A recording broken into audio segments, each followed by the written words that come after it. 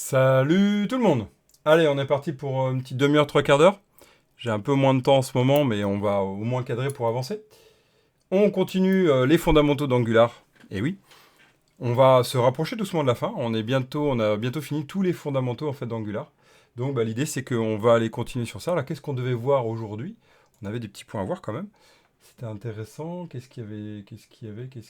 Il y avait la sauvegarde en base de données, l'édition. Voilà, et sur le form control, je voulais vous montrer quelque chose sur la partie form control. Ok, voilà. Donc on va la regarder ça ensemble. C'est parti. Tout. Alors on y va. Qu'est-ce qu'il y avait ici sur notre form group? On avait fait, donc vous vous souvenez, un form builder. Ici on avait récupéré les informations et je voulais voir un point. Version abstract. Non-nullable. Je vais voir un point. Ouais, c'est ce que je craignais. Bon, c'est pas grave.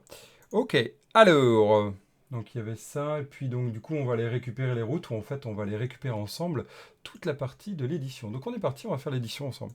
On y va. Saluté, je ne sais qui est là, mais bienvenue. On y va. Donc là on avait notre add game, avec notre add game, vous vous souvenez qu'il y avait la partie DTBC, là on appelait, mais on n'avait pas fini notre add game, hein. L'idée, c'est qu'on va aller construire ensemble le add game. On va faire exactement pareil qu'on avait fait donc avec la partie vidéo game. Là, le add game console, on va faire la même chose. Donc, dans notre form control, ici, notre form game console, je vais y arriver. Ce qu'on va faire, c'est qu'on va aller faire un, vous l'avez, ouais, un output. On va faire un output qui va nous permettre de renvoyer les informations. Donc, c'est ça qu'on va chercher à faire. Donc, on y va. On va partir ici, je vais prendre un output, donc je vais prendre un public, hein. Vous vous souvenez, le output, hein, on peut faire le arrobas output, ça c'était avant d'Angular, et maintenant on fait du output, c'est donc du coup ce qu'on appelle la signal API. Donc on y va, ça va être toUpdate, hein, toUpdate, c'est un output, ok, et on va dire que c'est un output de type, a priori, je pense qu'on a ici... Un value, on avait dit quoi sur le value? C'était, a priori, on a un game console. Game console, ok, voilà. Et ce que je vais faire, c'est que, a priori, parce que vu qu'on n'est pas sûr de tout saisir, on va mettre un partial de game console. Ok, donc là, mon output dit que, ok, je peux récupérer une game console. On y va. Donc, dans mon toUpdate, je vais dire quoi? Ici, je vais récupérer, je vais faire un this.toUpdate.emit de, et là, il attend donc mon résultat, hein. Il attend mon résultat. Alors, qu'est-ce qui va venir sur mon résultat qui va pas lui plaire? Ah oui, je fais toujours mes points-virgules. Elle est un partial.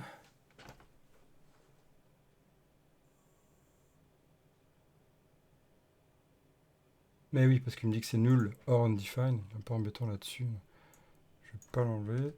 Donc là, on va y aller comme ceci. Là, il va me pleurer dessus. Il va me dire, écoute, bah ouais, là ici, mon résultat, c'est ça. Alors mon limite, il me dit quoi?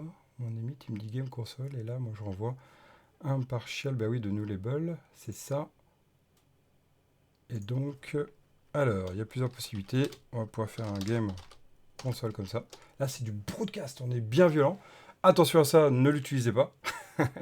Ne l'utilisez pas en fait dans l'idée, puisque là on renvoie, mais on n'est pas sûr de ce qu'on renvoie. En fait, on ne respecte pas notre règle. Ici, avec notre form builder, vous voyez que notre form builder renvoie ici un string or. Et donc, en fait, le value, vous voyez ce qu'il ramène notre value. Notre value, si on lit ce qu'il ramène, le value, ici, c'est un hello, salut. Notre value, en fait, ce qu'on voit, c'est qu'il nous ramène un string ici, et hors nul, hein, ok, et c'est, du coup il est nullable, mais il n'est pas undefined, donc c'est le problème avec le partial. Donc là, ce qu'on dit là, hein, donc là je mets vraiment en attention, attention, ici on ne contrôle plus si c'est nullable. Alors l'autre technique en fait, c'est qu'il y a une autre possibilité. Dans notre game console, regardez, dans notre game console, on dit qu'il y a l'ID, le label et la version, ok. Donc ce qu'on peut dire ici, c'est qu'on va récupérer notre value, on va faire if, donc result.label et result. Ça c'est génial, version. ce qu'on appelle des type guards. Hein. Les type guards, c'est extraordinaire. Il n'y a pas besoin en fait d'aller contrôler. Regardez ce qui va se passer ici sur mon result. Si je fais result.label, ici, mon result.label, il va être là. Mon label, alors, ok, result.label va label reçoit result.label, yes. Et donc là on va récupérer notre label et moi je vais faire un type of de result de label différent de undefined. Voilà. Et là, en fait... Oui, bah oui, alors pourquoi il ne veut pas s'activer? Bon, c'est pas grave. Je vous montrerai ça après. Ici, donc, on va récupérer notre label. On va s'assurer que les deux, hein, mon label et mon... Donc, il y a deux façons de faire. Il y a la façon JavaScript pure, ce qu'on appelle donc le type guard le plus. Hein. C'est en gros, on va aller regarder ici si le label est OK. Donc là, si le label est OK. Et sinon, donc vous voyez, il y a le type of différent de undefined. Mais là, en fait, on vérifie pas tout. Sinon, on peut être en JavaScript... Vous le faisiez déjà, hein. On peut faire donc du coup ce result.version. Ce result.label et result.version, et bien en fait, si ça renvoie nul undefined, ou 0 d'ailleurs, ça renvoie false. Donc en fait, là, ça renvoie true si tout est OK. Et là, je vais pouvoir émettre, en fait, je suis sûr de pouvoir émettre mes informations, d'accord? Donc là, on est sûr de contrôler ce qu'on envoie. Après, il y aura une autre possibilité, et je vais vous montrer, c'est du côté... alors, c'est du côté form... Alors, je vais essayer forms... angular.dev, je vais vous montrer ça. On va faire un, voilà, on va faire un donc reactive form, voilà. Alors, est-ce qu'ils vont le mettre au bon endroit? Est-ce qu'ils vont le mettre au bon endroit? Create the form group, ok, très bien, value, group value, ok, blablabla, bon, ça c'est super. Alors, on va plutôt dans la doc. On va aller dans la doc, reactive form. Alors, elles sont les jolies formes. Ouvre tes yeux, Evan. Ouvre tes yeux. Voilà. OK. On va être là. Reactive form. Et là, on va chercher le nullable. Ah, tu l'as pas? Nullable. Voilà, required. Et je voulais vous montrer. Alors, si je le trouve pas là, c'est pas grave. Hein. Je vais vous montrer. Non, il n'est pas. Bon, c'est pas grave. C'est pas grave. Je voulais vous montrer une petite astuce qui était sympa. C'est le non-nullable. Non-nullable form contrôle angular. Voilà. OK. Donc, il y a possibilité, en fait, de créer des formes contrôle qui ne sont pas, nullable. Donc, il est où le non-nullable? Business, ouais. Voilà, ici. Mais il est où le... Voilà, non-nullable. C'est tout trou. Elle est... je recherche où il est. Ils l'ont mis où dans cette doc? Voilà. C'est ça. Element. Donc, c'est le non-nullable form builder. Ici, mail to 1 et to construct form builder. OK. Très bien. Ah ben alors... Je voulais vous le retrouver, mais c'est pas grave, c'est pas grave, on va le laisser là comme ça pour l'instant, et puis on partira après par la suite pour l'améliorer. Voilà. Ok, bon, on verra ça par la suite. Très bien. Ok, on va aller continuer ensemble.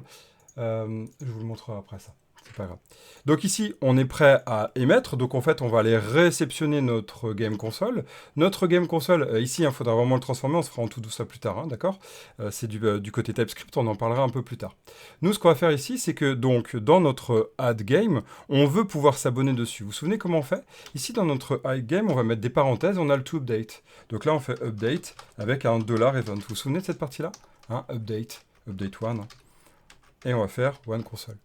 Donc là, on va se mettre à cet endroit-là. Update 1, on va dire, OK, c'est une méthode qui reçoit quoi? Donc du coup, une console qui est de type... Non, on va plutôt faire game console. Un item de type game console. Voilà. Void. Et pour l'instant, void. Hein. Et donc, là, on va réceptionner notre item. Donc là, on est bon. On va pouvoir appeler notre API. Et donc, c'est parti, on va y aller ensemble. Hein. Donc, comment on fait pour aller update? Non, c'est insert, d'ailleurs. Ah oui, c'est insert. Oh, il est fatigué, Van. Hein. C'est insert, to update, to insert. Bah, to update, c'est très bien. Et là, on va faire to save. D'ailleurs, je vais renommer. Alors, ça va être F2, to save. Voilà. Ça sera beaucoup mieux. Il a renommé là normalement. Voilà, to save, c'est parfait. Ici, c'est un to save. Et pas un to update. To save, ça sera plus logique. Et là, ce sera un create one. Et je t'ai déjà rendu à faire la partie mise à jour. Ok, c'est un create one. Voilà, ça sera quand même mieux. Hein. Ok, on est sur notre Create One, et notre idée, c'est d'aller appeler notre service pour aller enregistrer. Donc on y va. On va retourner sur notre service. Ah bah tiens, on n'a pas de service. Comment on va faire? On va rajouter notre service ici, toujours pareil. Dossier. Alors vous pouvez faire NGGS hein, pour créer votre service. Moi j'aime bien le faire comme ça, c'est l'habitude. Là je vais rajouter donc du coup mon add. Add one. Donc là on va se mettre en add one game console.service. Alors, il y en a qui l'appellent aussi, moi je l'appelle habituellement infra. Ouais, ça n'affecte pas le HTML, ouais. Ouais, c'est dommage, hein. Petit point pas agréable. C'est dommage qu'on perd un petit peu de temps à cause de ça. Donc là, j'ai mon add one. Donc là, je vais faire un export class add one game console service. Vous pouvez faire un game console service. Hein. C'est juste que moi, maintenant, j'aime bien splitter en plein de petites classes. Hein. C'est des habitudes qui viennent du monde back-end que je réapplique du côté front-end. De plus en plus, ça fait depuis quelques années maintenant. Ok, donc là, on va faire un injectable. Injectable. On va faire un provided in root. Provided in root. Ok. Très bien. Et donc là, qu'est-ce qu'on va aller... On va aller passer où? On va faire un save. Hein. Un insert, un add. Donc là, ça va être add. On va prendre notre item de type game console. Ok. C'est un observable. Il va nous renvoyer ici un observable. Et puis, on va voir ce que notre API va renvoyer. A priori, il va nous renvoyer un item. Donc, un item de type game console. Super. On y va. Voilà. Donc là, on a besoin de qui? Pareil, ça nous entraîne. Private read-only HTTP reçoit inject de HTTP client. Hello! Bienvenue Do. Ok, on y va et c'est bon. Donc là, on va retourner quoi? This.http. Là, on va faire un, si c'est de l'ajout, post. On va faire environnement. Environnement.api. Là, on n'a pas. Donc on y va. On va aller voir notre API. D'accord, on va y aller, hein, puis on va rajouter ici notre URL. Donc là, c'est game console. D'accord, game console. Ok, game console. Ok, et on va le rajouter aussi. Ça serait bien que tu te mettes, merci. On va rajouter ici notre game console. Game console. Voilà, et là, à mon avis, ça va être un game console, un truc comme ça. Ou game console, on va voir. À peu près comme ça, hein, mon avis. On va voir ce que va nous générer notre Web API. On va faire game console, c'est super. Et là, du coup, il faut passer notre body. Donc là, on va passer notre body qui est notre item. Ok, on renvoie ça. N'oubliez pas de mettre ici le game console qui définit le type de retour. C'est pas obligé que ce soit ça. Hein. N'oubliez pas ça. Et après, à vous de voir si vous faites du retry ici ou pas. Moi, je dis que ça peut être bien quand même que ça plante. Là, ici, on est sur l'ajout quand même. Hein. D'accord? Donc là, c'est bon. On est bien. Et tout va bien se passer sur ça. Très bien. Donc, maintenant notre API est faite. Qu'est-ce qu'on aimerait? On aimerait tester notre API. Hein, on aimerait tester notre API et faire semblant que ça fonctionne. Déjà, ça serait pas mal. Donc, pour faire semblant que ça fonctionne, vous vous souvenez, il suffit d'aller dans Inject. Hein, je vous remontre ça. Alors, si on l'a pas vu, si vous l'avez pas vu, on va le voir. On va faire un use value. On va dire, OK, il faut un value qui respecte le add item. Hein, donc, exactement la même logique que ça. Voilà. Et là, on va simuler, on va faire un return de off de item. Hein. Ouh.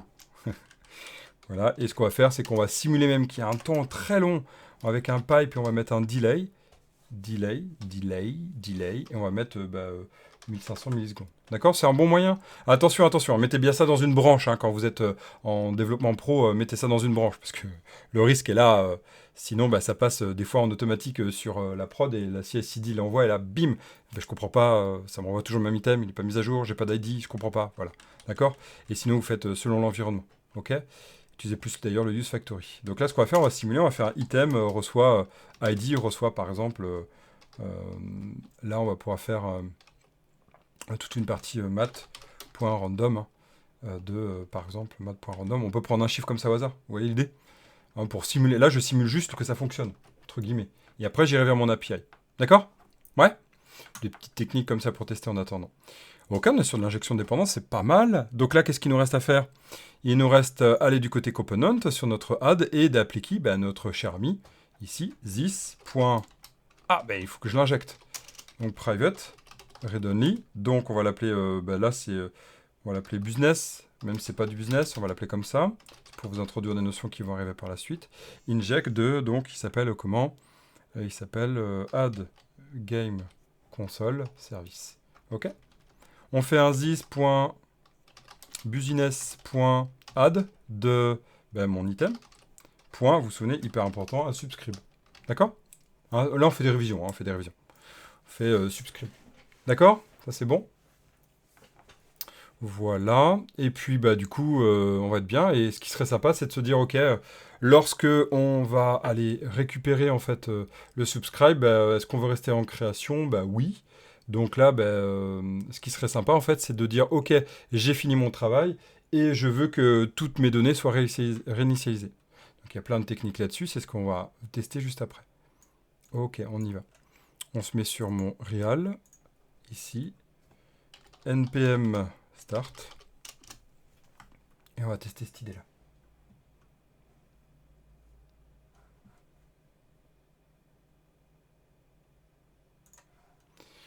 OK. C'est bon, un petit O. Salut! Un petit O, on récupère. Voilà. On va se mettre là. On va faire nouvelle console de jeu. Sauvegarder. F12. On va vérifier que tout va bien. On a les changements. Ouais, c'est cool. Ah, vous vous souvenez, c'était la partie changement, on peut le détecter. On fait sauvegarder. Et on n'a rien. Donc là, ce qui serait bien, en fait, c'est d'aller vérifier. Non, ça, c'est pas ça. Ce qu'on aimerait, en fait, c'est vérifier que tout est OK. Hein. Tout est OK. Et si ça va bien, puisque là, on n'a pas d'infos. OK, on va retourner sur mes jeux vidéo. Ah oui, là, j'ai pas lancé mon API, c'est pour ça. Donc après, il faudra gérer les erreurs. On a un retry, vous avez vu, qui a été fait. Le retry, qui a été fait. Qui a tenté. OK. On a 2 retries, vous les voyez. Et bien, t'es là. Nouveau, s'il fait sauvegarder, on a bien un spinner. On va reprendre l'idée du spinner. OK. Oups, problème de la sauvegarde. Donc on va reprendre la même idée. D'accord, donc on y va, on va sur notre create jeu vidéo, on va prendre notre mat spinner. Ok, on pourra même aller plus loin avec un... Salut! Salut Grégory. On va prendre Après on pourra même faire un système qui fait le spinner tout seul. Pour l'instant on va faire un copier, puis après on parlera des refactos par la suite. Donc là je vais me mettre sur mon mat spinner. On va mettre un mat spinner. Is saving, on va le récupérer. Puis vous voyez, là, je fais un copier-coller. Bouh, c'est pas bien. C'est pas bien, mais quand on connaît pas, ça sert à rien d'aller trop loin, quoi. Et après, voilà, l'idée, c'est que le snack, tous ces systèmes-là, en fait, on va aller faire un système qui le gère tout seul. Donc ça sert à rien de faire du copier-coller et ça sert à rien de faire de l'héritage ici. Non, c'est qu'en fait, on va faire un système qui va gérer ça automatiquement. Donc ça sera par la suite. Nous, pour l'instant, on le voit pas à cette étape-là. Hein, on est sur les fondamentaux quand même. Hein. Donc on y va, vidéo game, on se met là. Pour vous montrer déjà qu'on peut s'en sortir, c'est pas super propre, mais on peut déjà s'en sortir. Ok, voilà. Donc là on fait un this.saving.set à true. Et donc là on récupère, donc rappelez-vous la bonne syntaxe c'est ça, next, complete. Normalement dans le complete on doit récupérer. On va faire le next déjà. Item, donc là on fait un this.isSaving. Set à false. Je dis false, s'il te plaît. Voilà. Ok, ça c'est bon. Alors il y a un endroit que tu vas pleurer. Et il manque le mat spinner. Donc on va chercher mat spinner. Mat spinner, mat spinner, mat spinner, mat spinner. Ouais, super. Voilà. Non, c'est là. Là, voilà. On va le mettre dans l'import. On va enlever ça qui sert à rien. Voilà. Et on va, vous rappelez bien, avec l'import. Voilà, mon spinner va fonctionner. Maintenant, je vais aller là, puis je vais faire nouvelle console de jeux vidéo. Blibli, blablabla, sauvegarder, tututut, tututut. Et voilà, c'est bon. On a bon. Donc après, on va faire du copier-coller. C'est vraiment, je le répète, vous savez, c'est un peu comme dans certaines pubs, à ne pas reproduire à la maison. Et bien là, c'est pareil, à ne pas reproduire à la maison. Non, à ne pas reproduire en entreprise. D'accord? Mais là, je le fais parce qu'on est à l'étape où on est sur les fondamentaux de chez fondamentaux. Donc, je ne veux pas passer du temps sur toute la partie optimisation, mais par la suite, je vous montrerai l'optimisation. D'accord? Donc là, on va prendre notre snack bar. En fait, notre snack bar, l'idée, c'est pas de le mettre sur notre composant, et c'est de faire un système qui va aller directement l'afficher de manière globale, en fait. Donc, il faut recevoir un événement, c'est avec du behavior subject, et on va le prévenir. Et comme ça, on est tranquille. Mais ça, on en parlera plus tard. D'accord? C'est l'étape après les fondamentaux. Donc, c'est normal que je fasse du copier-coller. J'insiste vraiment là-dessus, c'est tout à fait normal. C'est pas bien, hein. C'est pas bien, on peut se faire taper sur les doigts dans certaines politiques d'entreprise, mais ok, l'essentiel c'est d'abord que ça fonctionne. Et après on améliore. Toujours. Si vous allez faire directement, tant mieux. Ok, allez, on va récupérer notre A2 console. Voilà, on va se mettre là. On va récupérer notre forme. On va récupérer ici notre snack bar. Voilà. Il n'y a pas besoin de tout ça, donc on enlève voir les autres. Voilà. On le met là. Ok, Alt Shift O, snack bar. C'est bon, Alt Shift O, oui. Il nous reste le State Panel. Le State Panel, F12. Ouais, là on va le mettre là. Et mon State Panel, ouais, il est là. Donc le State Panel, ça fait 2 fois que j'utilise. Ça, au moins, je vais pouvoir le mettre dans un fichier à côté. Donc j'y vais. Je vais me mettre dans la partie Core, dans les Custom Types. Et là, je vais rajouter dans mon Custom Type, vous voyez, là j'ai mes types. Je peux rajouter ça. Alors, de base, vous en mettez qu'un index.ts, mais là, ça commence à devenir un peu plus... Au bout d'un moment, on va avoir trop de données.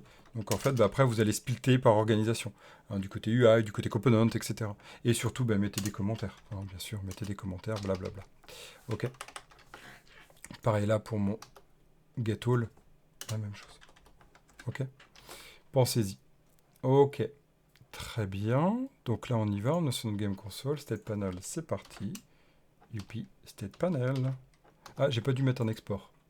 J'ai pas dû mettre un export. Avec grand plaisir, David. Merci pour ton retour. Ravi que ça te plaise. C'est cool. Il y en a d'autres, hein. Il y a d'autres séries. Après ça, on en fera une autre. Dédiée Web API, Razor, etc. On a plusieurs en cours. Mais celle-là, ouais. D'abord Angular, c'est clair. OK. Donc, on y va. Ici, on a notre State Panel. Et en fait, notre State Panel, on a oublié de faire ce qui permet de le récupérer. Hein. Export. Sinon, il est interne à notre fichier. Contrôle point virgule. Youpi. Et donc là, mon State Panel, c'est normal, il pleure sur la partie Game Console. Yes, voilà. Ça, au moins, on peut le faire en refacto sans aller trop loin. Puis après, vous verrez, le snack bar, on mettra dans le app component, en fait, et il popera, en fait, dès qu'il recevra l'info. OK. C'est bon, on va tester ça. Là, on est sur Game Console, blablabla, bliblibli, sauvegarde, tididit. Ah, il ne nous reste plus qu'à dire, youpi, ça fonctionne. Ouais. Donc, on va faire exactement pareil. Vous avez vu, il y a souvent beaucoup de copier-coller. Hein. Open snack bar, et là, on a du open snack bar. On va gérer l'erreur aussi. Voilà, de toute façon, on peut gérer ça. Et on sent bien quand même que c'est pas là qu'il faudra le mettre. Hein. On le sent bien quand même. Mais bon, on y va étape par étape. J'insiste. OK, là, c'est plutôt item. Voilà, error. Success, youpi. Tadada, pitididip. Sauvegarde, 1 seconde et demie. Tadada, ch'toudou. Ouais, ça fonctionne. Normal, on va déjà tester. C'est bon? On a tout? Bon, là, l'idée, c'est quoi? C'est que... on a fini cette partie-là. On peut gérer toute la partie insertion. Hein. Il manque un titre, d'ailleurs, pour que ça fasse joli. Là, vous avez vu qu'on a réutilisé le même composant. Mais en vrai, voilà, il y a des choses qu'on pourrait améliorer, comme je disais. Donc là, on a fini ça. On va aller voir dans la partie Web API pour voir si on reçoit bien les informations. Donc là, c'est une partie que je mets à côté. D'accord? C'est une partie que je mets à côté, qui n'est pas dans la formation Angular de base. Mais sur les formations, la formation que je suis en train de préparer, là, qui sera finie d'ici 1 ou 2 mois, sur Angular 18, je rajouterai la partie Web API en plus aussi. Alors j'ai une question sur les signaux. Je viens de découvrir la nouvelle version d'Angular. Quel est l'intérêt de mettre un signal booléen au lieu d'une variable booléenne classique? Et oui, c'est exactement cette question. On peut se poser exactement cette question-là. Et d'ailleurs, déjà, tu poses cette question. Ça veut dire que tu réfléchis, je trouve, sur les bonnes parties. C'est quoi? En fait, actuellement, ça sert à rien. Je vais le dire comme ça en résumé. Actuellement, ça sert à rien. Pourquoi? Nous sommes dans un contexte qui est... Alors, on va le remontrer. Ouais, dans app-config. Nous sommes... Alors, toi, dans un projet Angular, peut-être que tu as fait. Vous aussi. Vous êtes peut-être dans un contexte qui est celui-ci. Provide Zone Change Detection. Avec un event coalescing qui évite le bubble event. Ça, c'est de base. C'est-à-dire que de base, c'est comme ça que c'est mis dans Angular 18. Yep. Ici, c'est comme ça. Ce n'est pas comme ça. Là, dans ce cas-là, ça ne sert à rien d'avoir une variable booléenne classique. Avoir un signal, pardon. Il faut avoir un booléen classique. Quoi, il faut. Mais Angular est en train de nous amener petit à petit à faire disparaître la zone. La zone, c'était l'approche d'Angular 2, qui était un peu le renouveau d'un système qui n'existait pas avant, où on avait vraiment ce qu'on connaissait, nous, du côté WPF, le two-way binding. C'était la zone qui faisait ça. Mais la zone, pour des petits projets Angular, c'est bien. Pour des très gros projets, on a vraiment des limitations, puisque ça se rafraîchit trop souvent, la détection de changement ne se fait pas toujours quand on le souhaite, même trop souvent, etc. Eh bien, en fait, c'est plutôt que laisser un moteur en tâche de fond qui va détecter les changements et parler au template par rapport aux composants, on va redonner la main à qui? Qui est responsable du changement? Le composant. C'est le composant qui doit donner à son template l'information « Hey, rafraîchis-toi !» Ce qui n'est pas le cas quand on fait juste un changement de variable. En fait, là, grâce aux signaux, on dit au moment du set « Hey, il y a un changement !» Donc on le sait. Donc niveau réactivité, c'est bien là qu'il va y avoir un refresh de la donnée et potentiellement de l'ensemble des enfants. Ça va? C'est clair? C'est pour ça que je t'invite à partir dès maintenant sur Angular 18 avec non pas ça en prod, mais avec la préparation des signaux, parce que les signaux fonctionnent très bien en zone comme sans zone. Donc c'est une bonne préparation future d'Angular qui est en train d'arriver dans 1 ou 2 versions. Hein. C'est le début. D'accord? Et c'est pour ça que moi ça fonctionne depuis tout à l'heure. D'accord? Ça va, c'est clair? 1, 2, 3. Ok, sauvegarde réussie, c'est super. Voilà. Donc là maintenant ce qu'il faudrait, c'est mettre à jour ça là. C'est ce qu'on va faire. Ce qu'il faudra, c'est mettre à jour tout ça. Tu me dis si c'est clair.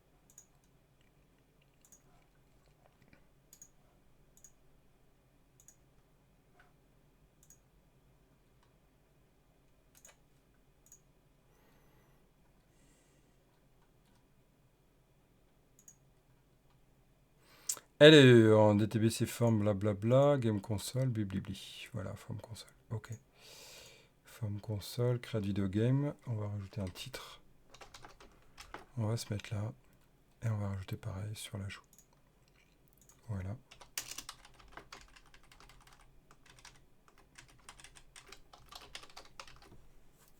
Ok. Youpi. Merci pour le j'aime, c'est cool. Yes. Donc là, c'est bon. Voilà. Ajoute ton console. Oh ouais, oh, t'as. Super. Bon, là, ce qu'il faudrait en fait maintenant, c'est que je puisse dire, ok, à mon form, écoute, maintenant tu vas changer d'input. Hein? Tu vas changer d'input. Quand on est en modification, le comportement, c'est quoi ici? C'est que quand je fais sauvegarder, je veux garder mes champs, mes derniers champs qui ont été saisis. Mais quand je suis en ajout, je veux ici passer un nouvel item qui est vide.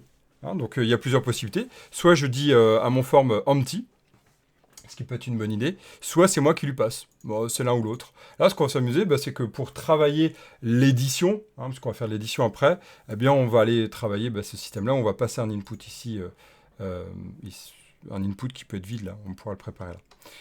Ok. Donc, c'est parti. On retourne dans notre enfant. Cette phrase, on la garde bien dans le contexte des composants, pardon. Cette phrase-là, ne faites pas BFM, comme on dit, à essayer de prendre juste une partie de ce que je dis. On parle bien des enfants composants, des composants enfants. Hein. Donc là, on va prendre quoi? On va prendre un input, donc qui va être l'item à saisir. Oh, bah oui, je voudrais pas que ça soit mal compris quand même. Un input, et on va faire un required. Un input de type required. Un input contrôle, voilà, Angular Core. On dit qu'il est required. J'ai beaucoup à rattraper sur la nouveauté, étant donné, donc tu as compris, c'est cool, que dernière version que j'utilise, c'est Angular 13. Ok, yes, bah déjà Angular 13 c'est bien, hein. Angular 13 c'est pour moi, si on doit faire du Angular aujourd'hui, si on veut déjà amener les performances, Angular 13 c'est juste après Angular 12, t'as vu, t'as bien fait de venir, c'est aussi la partie de se dire, il y a Eevee qui est passé. Eevee c'est le nouveau moteur de template, la nouvelle génération de template, donc on gagne en performance, c'est déjà vraiment bien, on gagne vraiment en performance, il y a un gap énorme. Mais voilà, il y a jusqu'à 18 quoi. Et c'est clair que les dernières nouveautés, là, depuis Angular 16, ça s'accélère sur les grandes nouveautés. On sent bien qu'ils se préparent à donc ce que moi j'appelle Angular 3, qui est en train d'arriver. Ok, je vais dire que mon item, il est obligatoire. Ok, cet item est obligatoire. Et je vais dire qu'il est de type, donc, du coup, game console. Voilà. Ok. Ouais, pas facile, c'est clair. C'est clair, hein. C'est clair. Bah, ça dépend jusqu'où tu vas niveau... ça dépend bah, quelles sont tes dépendances, etc. Pour les juniors Angular ici qui n'ont jamais fait ça, sachez qu'il existe un site qui s'appelle Update Angular IO. Hein, maintenant c'est update, c'est angular.dev, hein, il s'appelle Update Guide, mais moi je l'appelle Update Angular. Voilà, et vous passez de la version donc 13, vous mettez je me mets en version 13 et vous faites bien de version en version, hein, d'accord. Et vous mettez Advanced si vous êtes sur un projet, voilà, ici au moins Medium pour la plupart des développeurs et développeuses, ok. Et vous y allez étape par étape. Et vous regardez ce qu'ils vous disent et vous checkez. C'est bon, j'ai bien fait ça, j'ai bien fait ça. Ah, faut que je passe en Node.js. Ah, tiens, oui, il y a ça qui change, etc. D'accord. Et après, hop, c'est bon, j'ai fini ça, vous committez. Puis après, vous passez à la 14, vous montez à la 15. D'accord. Et ainsi de suite. Show me how to update, et ainsi de suite. Bon, alors, vous voyez qu'il commence à avoir pas mal de modifs. Et ça, c'est uniquement dans un projet simple, entre guillemets, malgré tout, hein.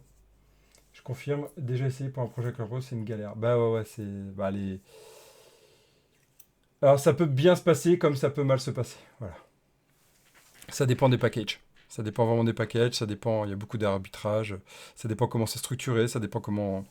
Voilà, donc voilà, c'est ça. Les librairies dépréciées, c'est juste le bordel. Là-dessus, c'est pour ça que plus il y a de librairies indépendants d'Angular, en dehors d'Angular, plus on souffre. Ouais, clair net. Ok, nous, il nous reste notre input. Notre input ici, on l'a mis en require, donc il est obligé d'être dans le parent, d'accord. Donc maintenant, en fait, ça veut dire quoi? Que mon formulaire qui représente mon item, l'item que je veux afficher, hein, eh ben, mon item, je vais le passer à, ce qui est génial, je vais le passer à lui, là. D'accord. Je vais le passer à cette... ici, je vais le passer à mon form. D'accord. Je vais le passer à mon form. Donc, ce que je veux, c'est le récupérer, le passer à mon form, où je dis, écoute, voilà les valeurs. Donc, pour l'instant, bah, je vais faire crochet, donc, item, reçoit, donc, new item. D'accord. New item. Donc là, on se met là, on se fait add component. Et là, je vais mettre un item, new item. Je vais faire un de type game console est égal à donc label 2 points et je vais mettre version 2 points. Voilà. Oh oui, c'est vrai que je suis tellement habitué avec les points virgules. Yes, donc mon new item, c'est super. Et donc je vais pouvoir le passer. Oups, je me suis trompé. Add console. Voilà mon new item. Donc là, ça c'est bon, je l'ai récupéré. Ça va nous permettre de voir une partie qui est intéressante d'Angular, aussi qu'on n'a pas encore vue. On en a un tout petit peu parlé. On va retourner, je vais fermer tout ça parce qu'on commence à avoir trop de fichiers. Voilà, on va se retourner ça. Donc là, regardez ce que j'ai fait. Là, j'ai passé dans mon... J'ai passé mon... Ah zut, je suis dans vidéo game. Pardon.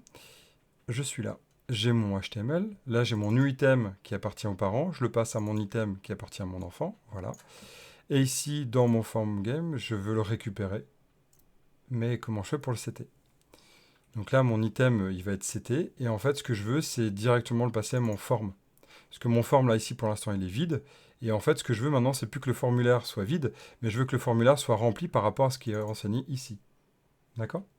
Donc, on va aller voir une technique. Il y en a plusieurs. On a vu le onInit. Vous vous souvenez du onInit? Le onInit, c'est quoi? C'est cette capacité, en fait. Ça, on va le mettre de côté. Ah non, ça, c'est bon. Oui, c'est ça. Ça, on va le mettre de côté. Le form init, c'est quoi? C'est le onInit. Il existe un cycle de vie de Angular, de chaque composant Angular. Si Lifecycle Hooks, on va cliquer dessus. Ah, il y a un problème. C'est pas grave. On va voir Lifecycle. Est-ce qu'on va l'avoir là? Ce serait bien quand même. On va voir ça. Angular.dev, je vais vous montrer. Lifecycle, est-ce qu'ils le mettent là? Lifecycle. Ouvre tes yeux, Evan.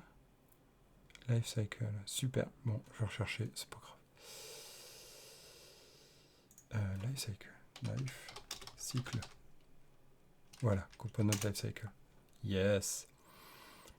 Donc en fait, il existe différentes étapes. Ouais, c'est ça, super. Différentes étapes qui vont indiquer à quel moment il se passe des choses dans votre composant. Il y a tout d'abord la construction. Hein, ça, c'est un new. C'est le moteur d'injection d'Angular qui gère ça. Donc ça, c'est le constructeur. Puis après, nous, ce qui nous intéresse, c'est le ng onInit. Ce ng onInit est initialisé à chaque fois pour tous les composants. D'accord?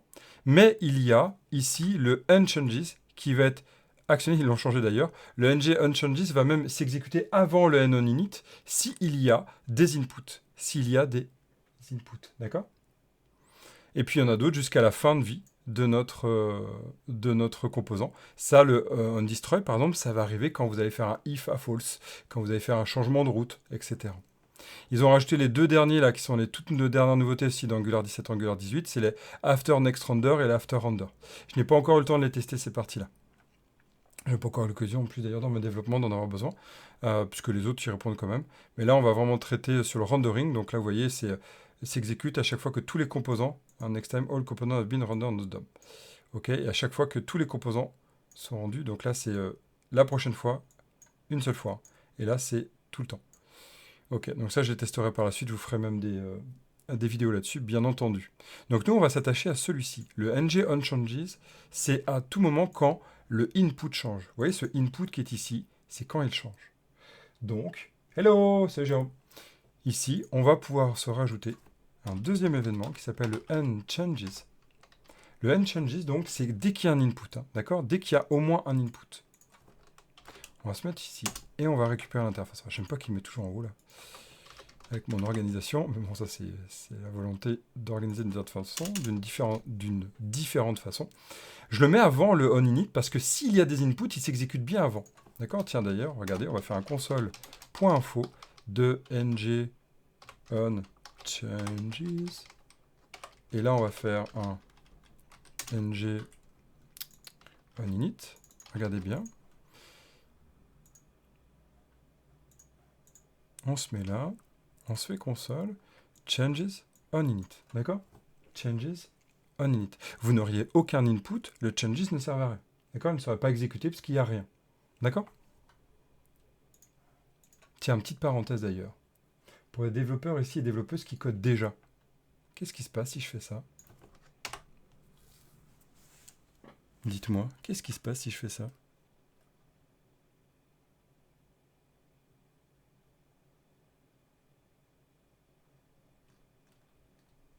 Alors? J'attends, hein, je suis en train de regarder un message en attendant. Eh bien, si, ça appelle. D'accord? Ça appelle. Regardez. Démonstration, ça appelle. Ben oui, rien, ouais. Ouais, ouais. Bon, vous avez l'info en... C'est un peu différent, donc c'est pour ça. Si, ça appelle. Ça appelle. Ça appelle. C'est ça qui est dingue. Hein. En fait, quand on vient du monde Angular, on pense TypeScript comme si c'était le langage de compilation qui va être celui qui va être exécuté du côté final. C'est pas de la magie. C'est pas de la magie. Eh ouais, hein. J'adore. Il est trop bon. Oh, très clair. En fait, ce n'est pas la bonne pratique. Attention, ce que je suis en train de montrer, ce n'est pas la bonne pratique. D'accord? Je vous recommande réellement de le mettre. Mais il n'a aucun but d'exécution. Je tiens à rappeler que qu'est-ce qui s'exécute à la fin? Qu'est-ce qui s'exécute à la fin? C'est du... Vous l'avez? Du... Ouais, je vous entends? Du JavaScript. Ouais, du JavaScript. Donc là, si on part là-dessus, si je fais un trait là-dessus, un trait pour séparer client et serveur, on a notre développement TS qui est ici. Donc là, c'est notre point TS. Je tiens à rappeler comment ça fonctionne, même si je sais que vous savez, je préfère le remontrer.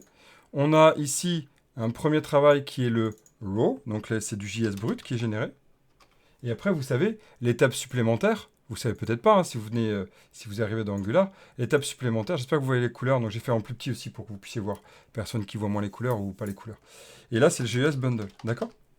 C'est lui qui est exécuté du côté client, d'accord, dans le navigateur. C'est uniquement lui, d'accord? C'est uniquement lui. Là, c'est votre navigateur. Navigateur. Alors, ok. Alors, à quoi ça sert d'avoir mis là-haut le onInit, là, si on met le onInit ici? À quoi ça sert?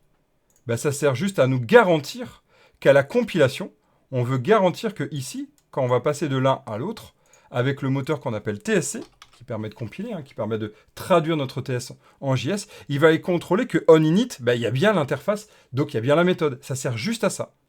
Le moteur Angular qui tourne ici, là, le moteur Angular qui tourne ici, est-ce qu'il connaît le TypeScript? Rien. Les interfaces, je vous rappelle, hein, elles n'existent plus hein, quand elles sont ici. Elles n'existent plus là, les interfaces. Donc ici, en fait, le moteur Angular, qu'est-ce qu'il va vérifier? Il fait ce qu'on appelle de la réflexion de code, du prototypage. Il va simplement dire, OK, if ma méthode ngOnInit existe. C'est tout ce qu'il fait. C'est du JavaScript. C'est vraiment... Angular, c'est du JavaScript. Hein. Angular, ce n'est que du JavaScript. C'était codé en TypeScript, mais c'est du JavaScript. Et donc, de toute façon, tout tourne en JavaScript. Et ça va faire juste if ça existe.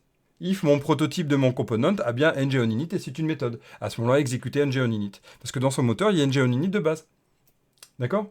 Voilà, c'est une petite parenthèse, je trouve qu'elle est sympa. Par contre, à ne pas reproduire à la maison. J'entends en prod. Laissez bien cette partie-là. Ça garantit la compilation. Et ça informe vos collègues et vous-même dans le futur que vous respectez ces contrats-là. C'est simplement un titre informatif. Mais de compilation aussi. Mais c'est en gros c'est un moyen de parler. On sait que le composant a au moins un init, un change. Alors que si je l'enlevais, j'étais même pas au courant. Il fallait que je regarde dans toutes les méthodes. Vous voyez, c'est surtout sur ce côté-là. D'accord? Ouais, tentez avec vos collègues, c'est super sympa. Et vous pariez, je sais pas, une pizza, allez. Et puis bah s'ils ont besoin. Hein. Mais complètement, t'imagines, sans TypeScript, bah, tu génères du JS. Tu t'es trompé, t'as fait ng on init comme ça. Tu t'es trompé, t'as fait ng on init. Si t'as pas mis ton implement, eh bien, ça va compiler. Hein. Mais en gros, ça fonctionnera jamais parce que c'est on i majuscule. D'accord? Voilà, c'est cette idée-là, c'est de respecter exactement ce nommage-là. Plutôt une bonne glace? Ah ouais? Bah, nous, tu sais, il commence à peine à faire chaud. Je suis à Nantes. Hein. Nantes, c'est en ce moment le seul endroit du monde où il fait froid. Non, on m'a dit Grenoble aussi, d'ailleurs. Mais bon. Ok. Bon, ça va faire comment? Ça fait déjà 42 minutes, on se rapproche un peu de la fin de cette étape, mais voilà, c'était les étapes que je vais vous montrer. Alors, on n'a pas fini. Moi, ce que je vais vous montrer maintenant, c'est comment on peut récupérer... Ouais, vive le sud. Je sais pas, vive le sud. Personnellement, j'adore. Mais moi, toi, la nuit, je dors bien. Et j'ai pas de clim. Donc, pour l'écologie, c'est vachement bien. Non, mais je fais ça pour me rassurer. Hein. En ce moment, j'aimerais bien un peu de chaleur. Je n'aime pas ras-le-bol. Ok, on va regarder le Changes. On va regarder ce qu'il y a dedans dans le Changes. Ça va être exactement comme quand on s'abonnait sur le Data Changes pour notre forme. Vous allez voir, c'est le même principe. Je vais vous montrer ce que ça donne. C'est clair que ça donne plus envie de manger des glaces, je suis bien d'accord. Ok, on y va. Là, regardez. Bah tiens, ça y est, on l'a, regardez. Hop, on l'a. C'est génial. C'est un objet, en fait, qui s'appelle Simple Change, qui nous donne le current value et le previous value. C'est-à-dire que dès que je vais changer mon item, je vais le savoir. Exactement comme le data change. D'accord? Et donc là, je vais pouvoir savoir. Et en plus, je sais si c'est le premier. Donc, c'est le premier, c'est la première affectation. Donc, je peux faire des raisonnements un peu différents par rapport à ça, etc. Ok? C'est vachement pratique. Donc, nous, ce qu'on peut s'amuser, c'est faire ici if changes. Ah, là, on est un peu bloqué. Comment on fait? On n'a pas toutes les infos. Alors, voilà. On va être, tiens, comment on fait? Moi, j'aimerais récupérer. Alors, j'aimerais que tu te mettes là. J'aimerais que tu le remontres. Zut. Oui, non, mais quel boulet. Voilà. Hop.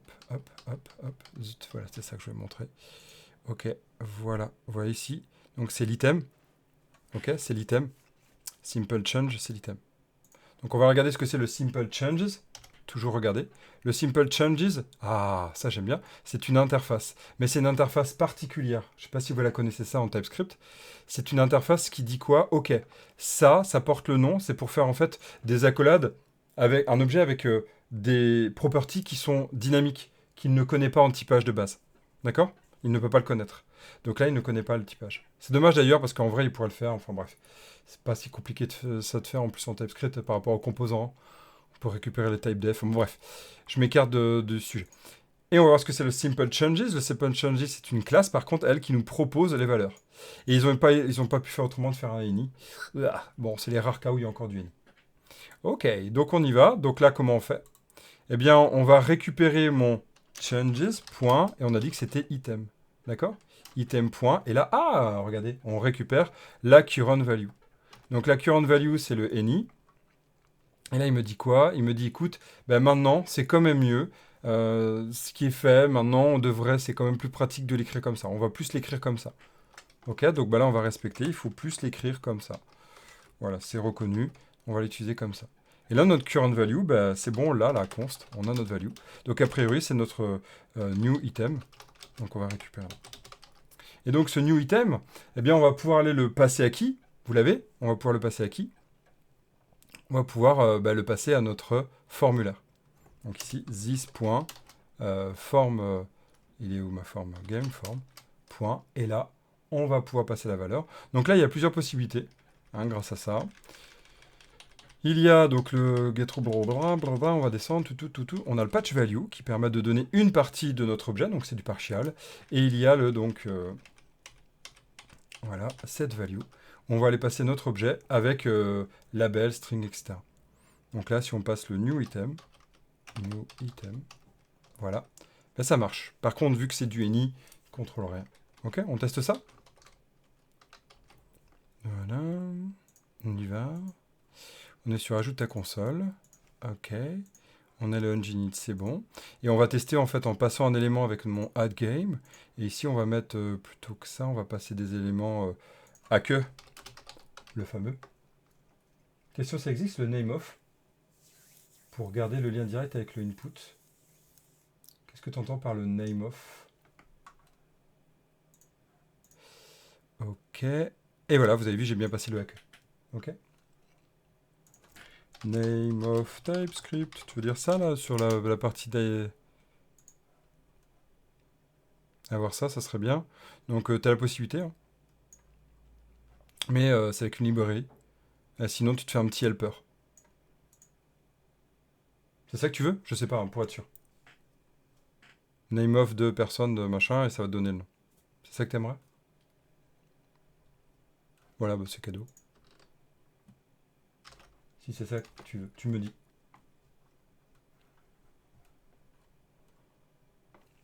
Voilà, donc l'idée en fait c'est de récupérer la valeur, hein, comme tu vois. Il récupère le name de le key of t. Oui. Yes, ok. Voilà, et vous avez vu, hein, grâce à ça, grâce à cette idée-là, ici, de mon new item, j'ai bien mis accueil ici, et j'ai bien mis ma valeur. Donc là, je l'ai bien affecté dans mon formulaire. D'accord? Avec mon ngChange. Alors attention par contre, c'est que dès que ça va changer, je vais remettre ma valeur de mon formulaire. Donc si le parent change, automatiquement mon formulaire récupère la dernière valeur. Mais là, c'est bon. J'ai bien récupéré cette valeur-là. Ok? Regardez, je vous remontre. J'ai mis le set value et j'ai mis mon item. Super. Il y a le patch value qui permet de ne pas mettre l'objet en entier. Très bien. Ça marche avec tout le type d'input.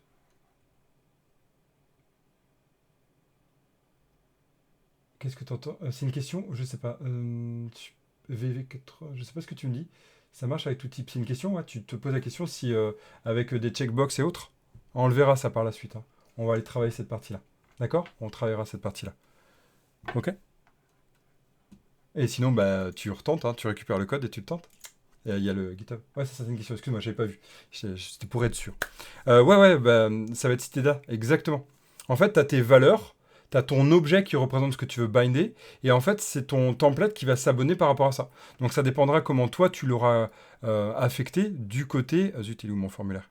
Formulaire. Voilà. Ça va dépendre comment tu vas l'affecter ici. Tant que c'est un input, il va le savoir sur le value. D'accord? Et pareil sur les options, par rapport sur select, par rapport, etc. Tout à fait. Exactement.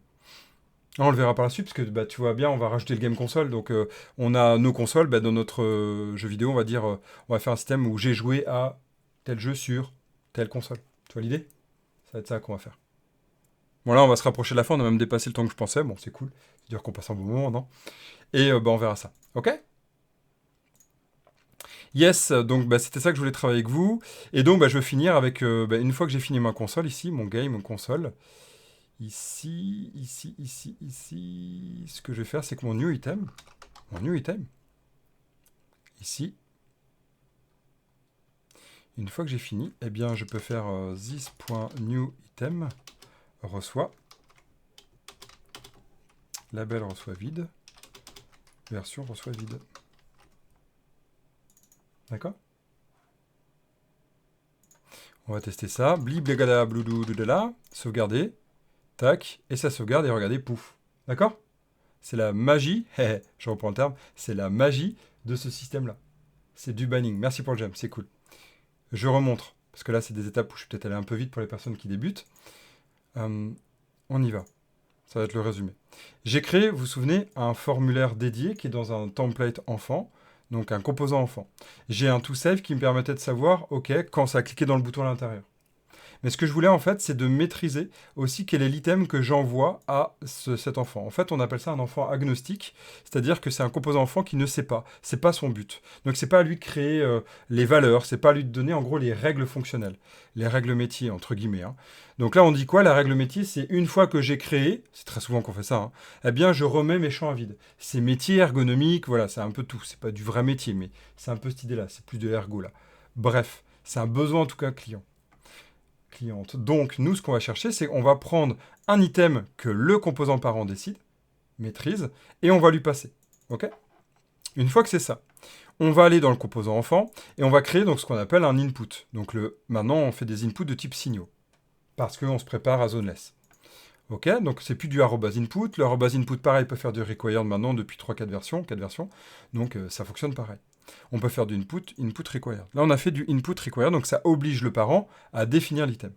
Une fois que c'est ça, ce que j'aimerais, c'est récupérer mon item et être sûr qu'une fois que je l'ai saisi, je veux pouvoir l'affecter à mon formulaire en cours. Pour qu'après, il se connecte avec le template et mette les valeurs qui m'intéressent.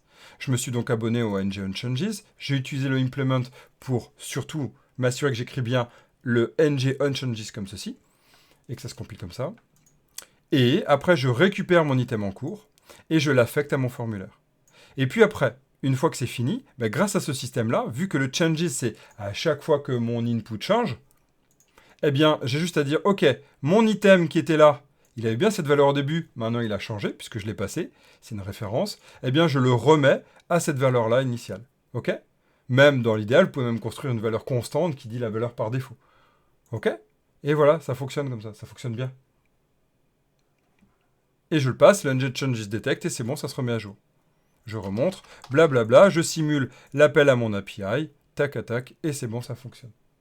Et voilà, c'est ça que je voulais vous montrer aujourd'hui, pour continuer. Parce que c'est bien beau, souvent on fait de la création, mais je trouve que c'est sympa de voir aussi l'édition. Merci pour le gem, c'est cool. Yes. Ok, donc bah, dans la suite, je vais le marquer. Hein. Qu'est-ce qu'on va voir? Bah, il y a la Web API à faire, hein, donc on va aller travailler ça, je vais l'écrire. Il y a la partie Web API, donc travail de la Web API pour sauvegarde. Sauvegarde, quand même, ça pourrait être sympa. Sauvegarde. On va aller faire donc du coup les inputs. On va créer création de partie de jeu avec une combo pour sélectionner. Je suis en train d'écrire dans mon outil de suivi des vidéos. De sélectionner la console et sélectionner eh bien, le jeu. Ok, voilà ce qu'on fera. Voilà, bah, si vous voulez, allez, on va se laisser encore 6 minutes si vous voulez, si vous avez des questions. Je les note, si je peux y répondre maintenant, j'y réponds, si je peux pas... Merci pour le jam, c'est cool aussi, super, ravi que ça vous plaise. Et que ça vous apporte, c'est surtout ça. Donc si vous avez des questions, c'est maintenant, hein, je reste encore 6 minutes, puis bah, je pars dans 6 minutes, ça fera à peu près à 25.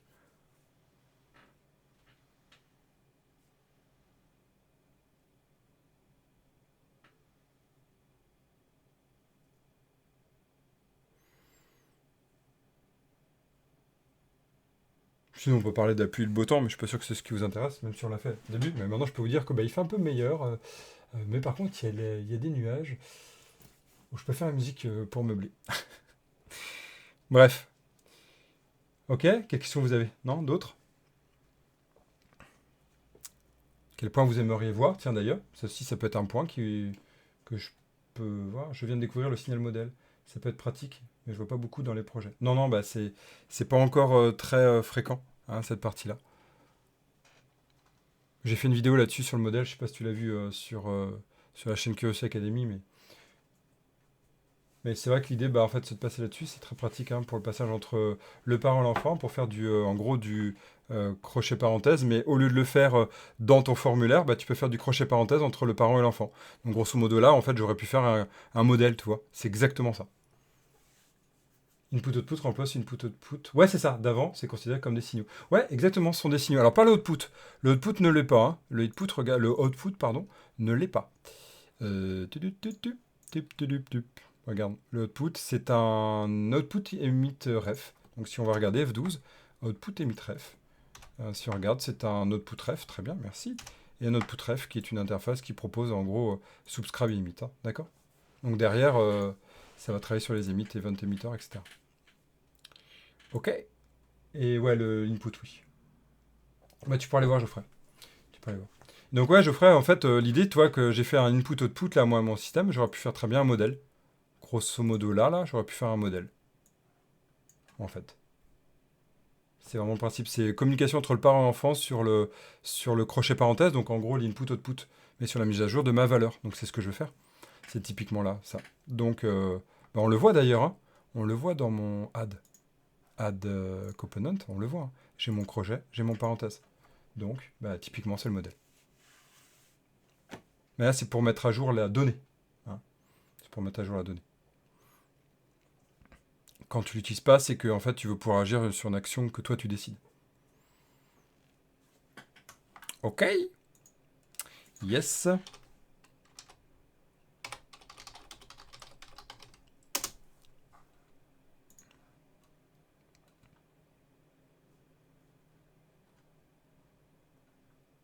Donc tu vas pouvoir faire un modèle. Et donc l'appeler après et faire un set, ça va mettre à jour, ça va prévenir le parent. Tu recommandes d'utiliser les interfaces ou des classes pour le modèle? J'adore cette question. Armel, merci. Alors moi je recommande, ça dépend en fait de ton architecture. Oui, je sais, je réponds beaucoup, ça dépend, mais ça dépend vraiment de ton architecture Web API. Mais de base, en fait, si ta Web API, elle est connectée, et c'est toi qui dev un peu, en fait, ton application Angular, les deux, quoi, en gros, c'est la même équipe, ou les mêmes équipes qui se parlent, tu as la même interface qui sort de la Web API, qui arrive ici, donc, du coup, tu fais une interface, tout est bien. Et en fait, c'est tout, c'est très bien. Et puis, ouais, le repo est dispo sur GitHub, si tu veux, je le remette. Et après, en fait, les classes, moi, je les recommande très rarement. C'est dans une architecture de type vraiment business, donc DDD, avec un système où tu vas gérer les injections de dépendance dans tes classes. Qui va avoir des classes? Les services, les composants, c'est tout. Tout ce qui va être, ce qui vient de la Web API, pour moi, même dans d'autres archis, la plupart du temps, c'est des interfaces. La classe, ça génère une classe vraiment du côté JavaScript. L'interface, ce n'est qu'un contrôle de type sur un objet littéral. Donc, c'est beaucoup mieux même sur la réduction de la taille du bundle sur des gros projets. Donc, je t'invite vraiment à passer là-dedans et faire des fonctions de création. Voilà, moi, je milite beaucoup plus là-dessus, je te le recommande en tout cas. On n'est pas sur une approche pro du côté .NET, du côté Java, toi. Là, c'est sûr, c'est classe, oui, et l'interface est là pour valider notre typage de classe, parce que la classe existe en tant qu'instance. L'interface en TypeScript, c'est pas du tout le même but. L'interface permet de répondre à une classe, oui, très bien, init, etc. Mais l'interface, c'est d'abord un contrôle de type, juste de typage, pour le prototypage au moment de la génération du JavaScript. Ok. Alors le repo, on va commit là, hein, on va commit. Fit, on va commit, fit. Donc input, save creation. Ouah. Voilà. Save changes. Je vous le remets là. Allez, passe pas 3 heures à charger juste un. What? Merci. Git remote. Non. Ah oui. Git remote. Origin, d'accord. Donc get URL origin. Voilà. Tiens. Ah, tenez. Yes! Merci pour le j'aime, c'est cool. Et voilà, on a fini pour aujourd'hui. Une petite heure ensemble passée. La prochaine fois qu'on va se voir, alors là, ça va être un peu différent. Je vais regarder mon planning. Je vais l'ouvrir là. Hop. On se reverra un peu plus tard. Moi, je suis content, au moins, on a fini quasiment toutes les étapes essentielles. Ouais, là, on va se revoir. Alors, j'essaierai de faire des sessions. Une session, alors, lundi. Non, lundi, on pourra pas. Mardi, mais ça sera à 17h30.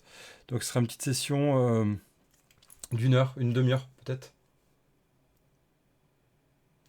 Et, euh, et après ça, peut-être une session mercredi, mais je vous garantis rien. Si, une session mercredi. Mais ça sera pareil à 17h30. J'ai une formation de 3 jours Angular, d'ailleurs. Angular avancé.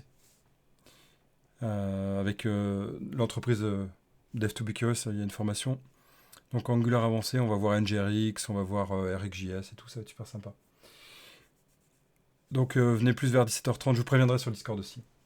Alors, pourquoi tu n'utilises pas NGIF? Bah NGIF c'est fini. Merci pour le jam aussi, je viens de voir, c'est cool. C'est fini, on l'utilise plus. Voilà, c'est qu'en fait, NGIF c'est une directive qui est rajoutée. euh, et en fait, là maintenant avec le if, arobase if, c'est déjà intégré dans le moteur de template. Donc en fait, NGIF, on va pouvoir comme ça l'enlever et réduire aussi la taille du bundle. Et je trouve que ça amène une visibilité qui est plus agréable que le NGIF sur ton composant. Je trouve que c'est un peu lourd, alors que maintenant on peut comme ça travailler sur les signaux, etc. Si on a un objet avec beaucoup de propriétés, c'est une bonne idée de créer un builder pour hydrater l'objet au fur et à mesure. Ouais, bah alors là, oui, tu vas un peu plus loin, oui, c'est une bonne idée, oui. Oui, oui, tout à fait. Bah, tu vas pouvoir faire un builder, tu vas pouvoir faire. Exactement, c'est l'approche. Tu dois connaître donc du coup le design pattern builder, qui te permet de construire ton objet étape par étape. Ouais, complètement. Complètement. Et tu vas aller construire comme ça, en fait, ton type petit à petit à chaque fois. Donc l'idée avec un partial et tu le construis. Tu peux même faire des omits en disant ok, je construis une partie, puis une autre, puis après je complète. Tu peux faire ça aussi, c'est sympa. Avec TypeScript, d'ailleurs, on peut bien construire par rapport à ça. Ouais, c'est une bonne idée. Bah, faut vraiment que ce soit un très gros objet. Hein. Bah, plus de 10, plus 15. Hein. Mais oui, oui, c'est vrai. Parce que, en fait, en plus, si tu as différentes étapes à construire, ça peut être vraiment pratique. Et après, tu les merges tout. Bah ouais, clairement. Je suis tout à fait d'accord. Tout à fait d'accord. Complètement. Pour les personnes qui connaissent pas. Pour les personnes qui connaissent pas. Ici, donc, pattern builder. Là, ici, hein, c'est vraiment l'idée des étapes de construction. Et comment on la construit. Et voilà, donc, l'idée, c'est d'arriver à ça. D'accord? C'est vraiment dans l'idée où on a plusieurs étapes à construire. Bon, l'idée de construire une maison comme ça, c'est peut-être pas la meilleure idée, mais, mais voilà, c'est les étapes. Et à la fin, on a un get result qui récupère tout. Ils utilisent beaucoup ça en .NET. Le pattern builder, c'est tout le temps. La partie Entity, par exemple, Entity Framework, est construite avec ce système de builder. La partie APP aussi, du build, tout est pensé là-dessus. C'est vraiment très pratique. On peut même mettre des délégués pour donner la main aux développeurs qui utilisent notre framework pour le builder. Allez voir si ça vous intéresse. Il y a vraiment des choses super sympas. Voilà, c'est une structure comme ça. Et on a même des concrètes builders hein, qui disent comment builder. Ça, si on va très très loin. Yes. C'est bon pour vous? On va s'arrêter là? Moi, je vais continuer la formation Udemy et autres, Curiosity Academy d'ailleurs aussi, quoi, la formation e-learning sur Angular. Pour qu'elle soit bientôt livrée. Avec grand plaisir.